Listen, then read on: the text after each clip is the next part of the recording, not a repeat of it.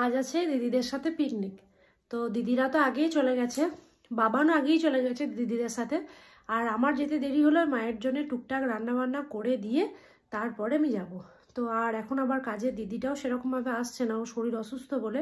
তো এখন সমস্ত কিছু নিজেকেই করে নিতে হচ্ছে, ওই জন্য একটু দেরি হয়েছিল। যাই হোক, চান টান করে রেডি হয়ে নিয়েছি, এখন এবারে বেরোবো।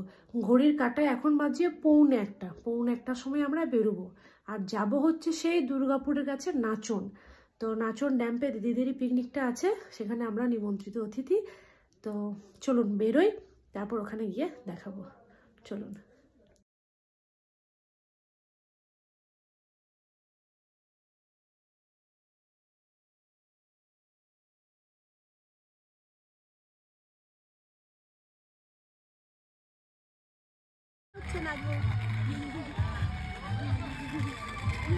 বাবা বাবা বাবা, বরফ দিচ্ছে জল বেশি।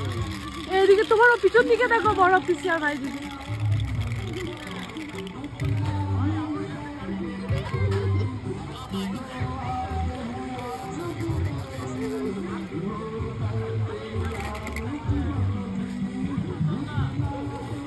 কি সুন্দর পরিবেশ দেখো বন্ধুরা, এইখানে তো খাচ্ছিল, পিকনিক করতে এসেছি। বাড়িতে যতই ক্লিপ গার্ডার থাকুক না কেন, মেলা এলে কিন্তু নিতেই হবে, এটা হচ্ছে নিয়ম। ওই জন্য দিদি একদিকে ক্যামেরা ধরেছে, আমি একদিকে ক্যামেরা ধরেছি। কিছু নিক না নিক, এই যে গার্ডার আর ক্লিপ এসব নেওয়া হচ্ছে।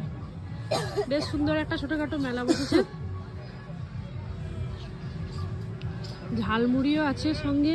এদিকে আছে আইসক্রিম, চিপস, হ্যাঁ এদিকে আছে দোলনা। বাচ্চাদেরকে বসিয়ে রাখার মতো অনেক জিনিস আছে।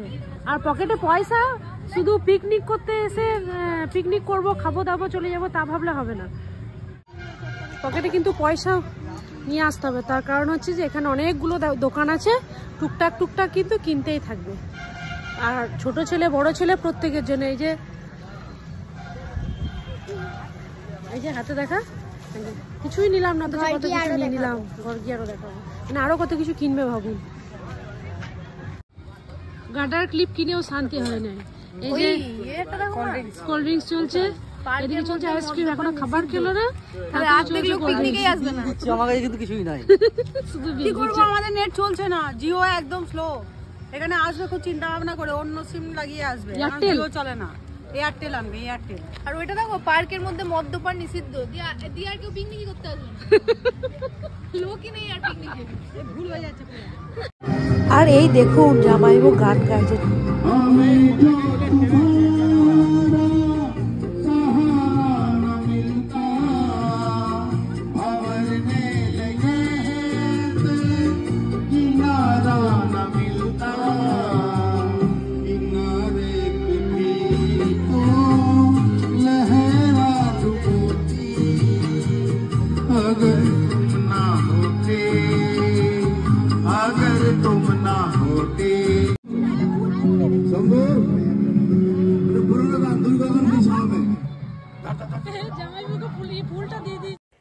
এখানে এসে এত আনন্দ করেছি যে খেতে বসেই ভুলে গেছি যে ক্যামেরাটা অন করতে হতো।